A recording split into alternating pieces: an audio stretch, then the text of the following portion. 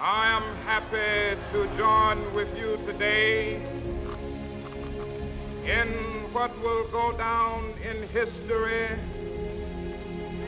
as the greatest demonstration for freedom in the history of our nation.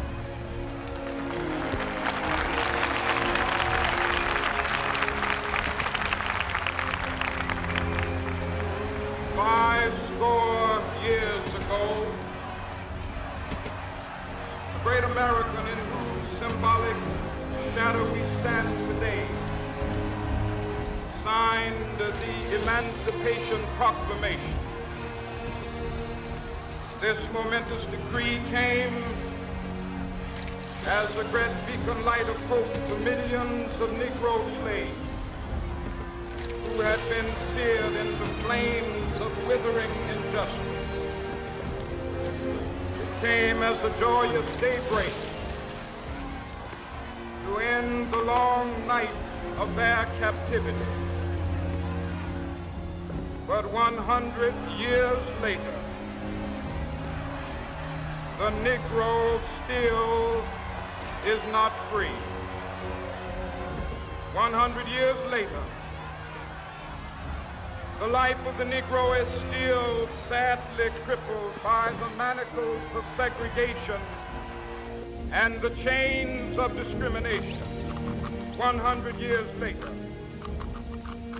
the Negro lives on a lonely island of poverty in the midst of a vast ocean of material prosperity. 100 years later,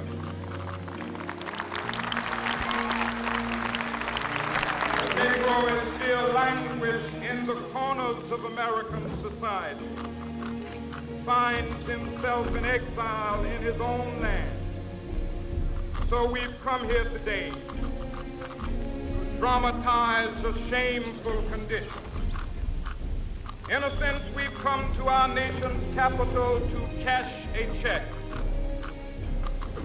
And the architects of our republic wrote the magnificent words of the Constitution and the Declaration of Independence.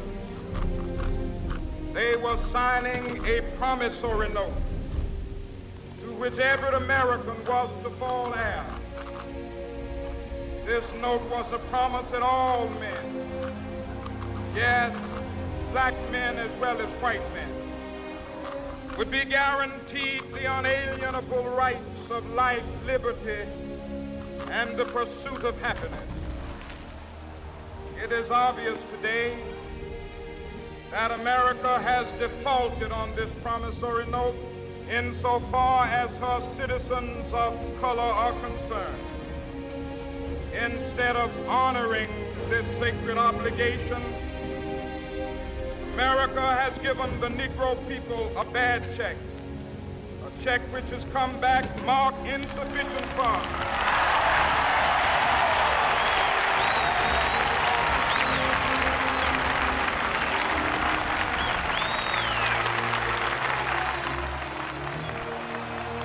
But we refuse to believe that the Bank of Justice is bankrupt. We refuse to believe that there are insufficient funds in the great vaults of opportunity of this nation. So we've come to cash this check, a check that will give us upon demand the riches of freedom and the security of justice.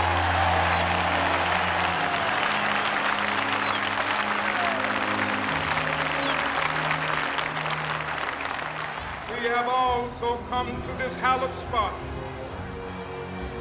to remind America of the fierce urgency of now. This is no time to engage in the luxury of cooling off or to take the tranquilizing drug of gradualism.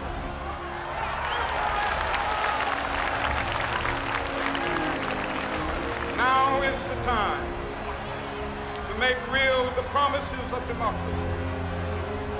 Now is the time to rise from the dark and desolate valley of segregation to the sunlit path of racial justice. Now is the time to lift our nation from the quicksands of racial justice to the solid rock of brotherhood. Now is the time. Make justice a reality for all of God's children. It would be fatal for the nation to overlook the urgency of the moment. This sweltering summit of the Negro's legitimate discontent will not pass until there is an invigorating autumn of freedom and equality. 1963 is not an end, but a beginning. Those who hope that the Negro needed to blow off steam and will now be content will have a rude awakening if the nation returns to business as usual.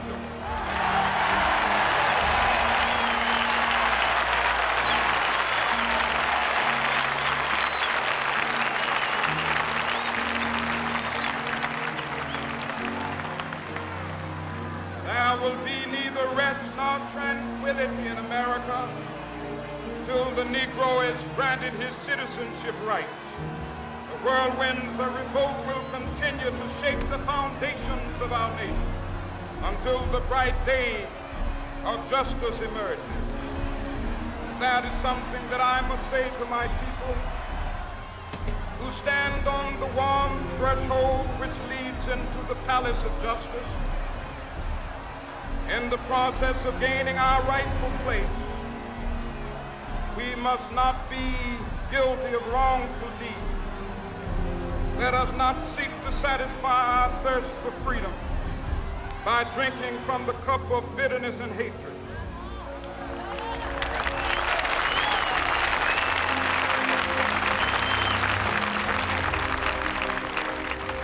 We must forever conduct our struggle on the high plane of dignity and discipline. We must not allow our creative protests to degenerate into physical violence. Again and again, we must rise to the majestic heights of meeting physical force with soul force. The marvelous new militancy which has engulfed the Negro community must not lead us to a distrust of all white people. For many of our white brothers, as evidenced by their presence here today, have come to realize that their destiny is tied up with our destiny.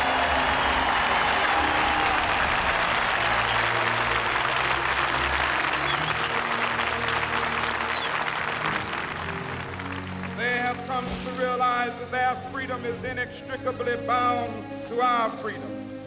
We cannot walk alone. As we walk, we must make the pledge that we shall always march ahead. We cannot turn back. There are those who are asking the devotees of civil rights, when will you be satisfied? We can never be satisfied as long as the Negro is the victim of the unspeakable horrors of police brutality. We can never be satisfied as long as our body is heavy with the fatigue of travel, cannot gain lodging in the motels of the highways and the hotels of the city.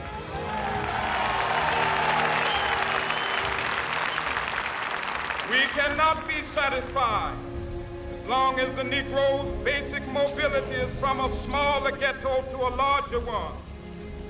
We can never be satisfied as long as our children are stripped of their selfhood and robbed of their dignity by signs stating for whites only.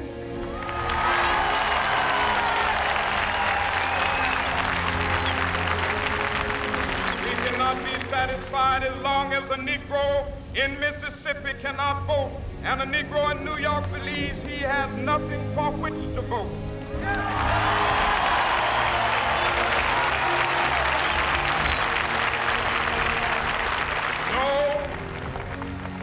No, we are not satisfied, and we will not be satisfied until justice rolls down like waters and righteousness like a mighty stream.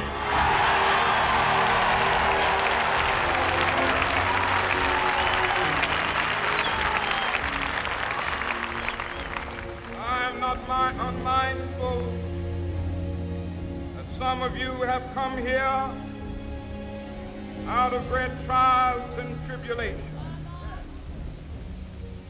Some of you have come fresh from narrow jail cells. Some of you have come from areas where your quest for freedom left you battered by the storms of persecution, staggered by the winds of police brutality. You have been the veterans of creative suffering. Continue to work with the faith that unearned suffering is redemptive. Go back to Mississippi.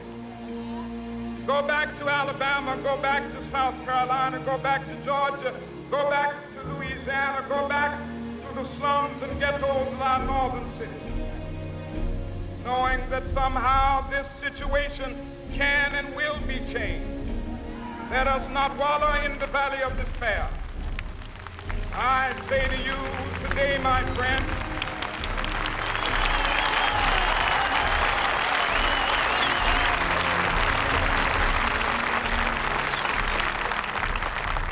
so even though we face the difficulties of today and tomorrow, I still have a dream. It is a dream deeply rooted in the American dream. I have a dream that one day this nation will rise up, live out the true meaning of its creed. We hold these truths to be self-evident, that all men are created equal.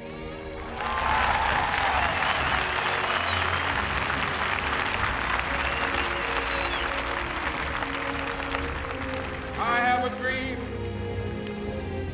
that one day on the red hills of Georgia,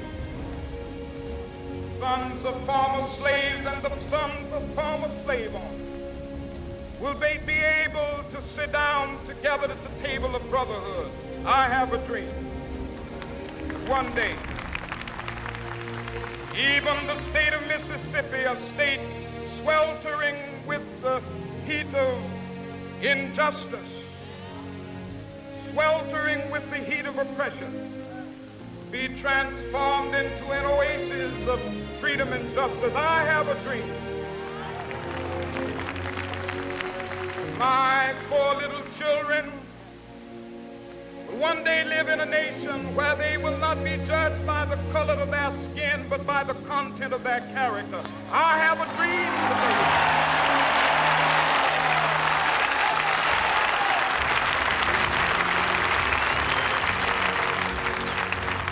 I have a dream that one day down in Alabama, with its vicious racists, with its governor having his lips dripping with the words of interposition and nullification, one day right there in Alabama, little black boys and black girls will be able to join hands with little white boys and white girls as sisters and brothers. I have a dream today.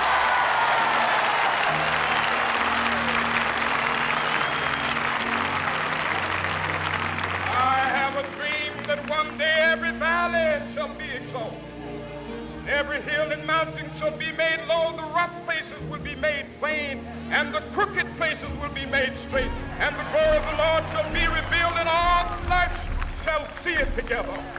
This is our hope. This is the faith that I go back to the South with.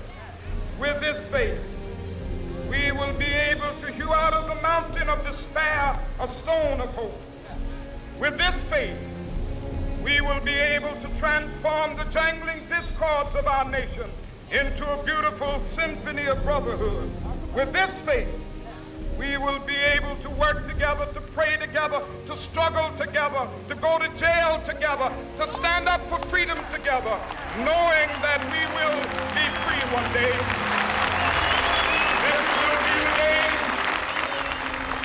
This will be the day when all of God's children be able to sing with new meaning, my country, tears of thee. Sweet land of liberty, of thee I sing.